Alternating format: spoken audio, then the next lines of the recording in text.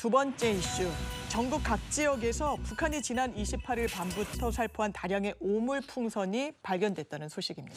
참 당황스러운 소식입니다. 자세히 좀 들어볼까요? 네, 어제 합동참모본부가 밝힌 바에 따르면요. 북한이 지난 28일 밤부터 오물이 담긴 풍선을 대한민국 전 지역에 살포했습니다. 전국에 살포된 풍선 수는 260개가 넘는다고 하는데요. 내용물이 들어있지 않은 풍선만 발견된 경우도 있었지만 대부분의 풍선에는 악취를 풍기는 거름, 담배꽁초, 해진 신발 등이 든 봉투가 함께 달려 있었습니다. 심지어 공중에서 풍선을 터뜨리기 위한 타이머 장치, 그리고 기폭 장치도 함께 발견된 경우도 있었는데요. 현재 지상에 떨어진 풍선은 군의 화생방 신속대응팀과 폭발물 처리반이 수거해 관련 기관에서 정밀 분석 중인 것으로 전해지고 있습니다. 과거에도 이런 일이 있었다면서요? 북한이 오물풍선을 살포했다면서요? 그렇습니다. 북한은 2016년 1월에도 풍선의 대남전단 그리고 각종 오물을 실어 수도권 지역으로 날려보내서 차량과 주택 등을 좀 훼손했던 그런 전례가 있습니다.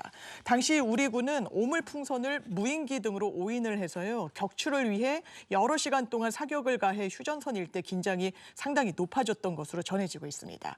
앞서 북한은 지난 26일 국내 대북단체들의 대북전단 살포에 대응하겠다면서 수많은 휴지장 그리고 오물짝들이 곧 한국 국경 지역 그리고 중심 지역에 살포될 것이라고 사전 위협했던 바가 있습니다.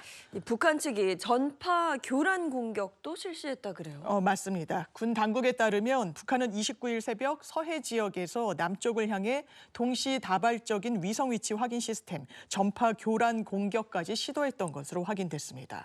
교란 공격은 풍선을 남쪽으로 내려보낸 직후에 이뤄졌고요. 현재는 중단된 상태입니다. 합동참모본부는 북한의 대남 전단으로 보이는 알 수 없는 물체를 시민들이 혹시라도 보게 되면 절대 접촉하지 말고 가까운 군부대나 경찰에 신고해달라고 당부를 했는데요. 합참은 이 같은 북한의 행위가 국제법을 명백히 위반하는 것이고 우리 국민의 안전을 심각하게 위협하는 행위라고 비판했습니다. 또 북한 풍선으로 발생하는 모든 책임은 전적으로 북한에 있고 북한의 반인륜적이고 저급한 행위를 즉각 중단할 것을 엄중히 경고한다고 덧붙였습니다. 북한의 김여정이 여기에 대해서 뭐 한마디 했다면서요? 그렇습니다. 북한 김여정 노동당 부부장은요. 어제 조선통신 담화에서 오물풍선 살포 사태를 두고 우리 인민의 표현의 자유다 이렇게 주장을 했고요. 성의의 선물로 오히려 여기고 계속 주워 담아야 할 것이다. 앞으로 한국이 우리에게 살포하는 오물량의 몇십 배로 건당 대응할 것임을 분명히 밝힌다고 또 경고까지 했습니다. 오물풍선이라뇨. 참 유치합니다. 네. 유치해. 우리도 보내면 어떡해? 우리도 보낼까? 네. 자, 다음 이슈 전해. 네. 네.